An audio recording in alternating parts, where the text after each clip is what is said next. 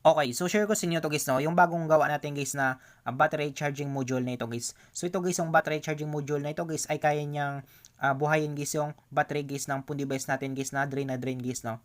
So para matest natin ito guys, meron tayo ditong phone device guys. So ito guys, yung phone device natin guys ay drain ito guys, no. So try natin guys i-charge. Yan. So hindi siya nag-charge guys, no. So meron kasi phone device guys na hindi niya kayang kargahan guys yung sarili niyang baterya guys, no. So ang gagawin natin dito guys ay i-battery shock natin ito guys. So para ma-battery shock natin, so bunutin natin ito. So ang gagawin natin dito guys ay tanggalin natin guys yung battery guys ng phone device nito guys, no. Yan. Tapos yung gagawin natin, battery shock na natin to guys. So para ma-battery shock natin to guys, buksan natin guys yung BMS niya guys, no. Or yung tinatawag natin guys na battery management system nito guys. So dito guys sa board guys ng BMS guys, hanapin lang natin dito guys yung positive negative guys, no. So sundan na lang natin ito guys yung battery charging module natin na ito guys. So kung makita nyo guys, ito guys yung positive guys, no, nasa kanan guys. So lagay natin dito guys yung positive guys. Tapos sunod natin yung negative guys ay sa kaliwa guys, no. Yan.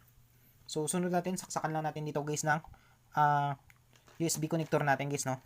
So micro ito guys. So dapat ilaw ito guys, no. Yan. So kung makita nyo guys, nag-red yan siya. So ibig sabihin guys ay charging yan siya guys, no. Yan. So try natin kargahan guys, no, kapag mabuhay nyo guys yung phone device na ito guys.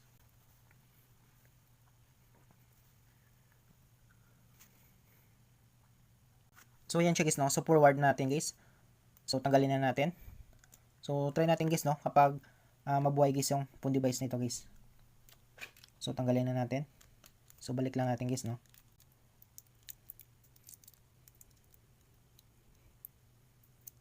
Yan.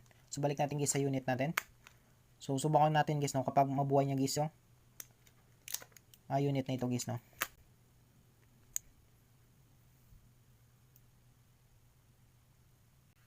So ayan siya guys, no. So nabuhay na natin guys. So sunod natin, try natin i-charge kung ma-charge na guys, no.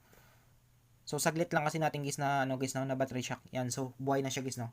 So pwede na siya nating i-continue dito guys sa ating charger guys, no. Yan, so charging na siya guys. So nabuhay niya guys yung battery guys, no. Yan.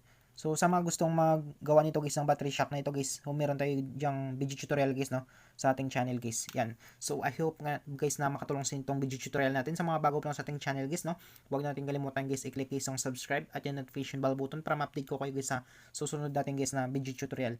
Thank you guys and God bless sa lahat.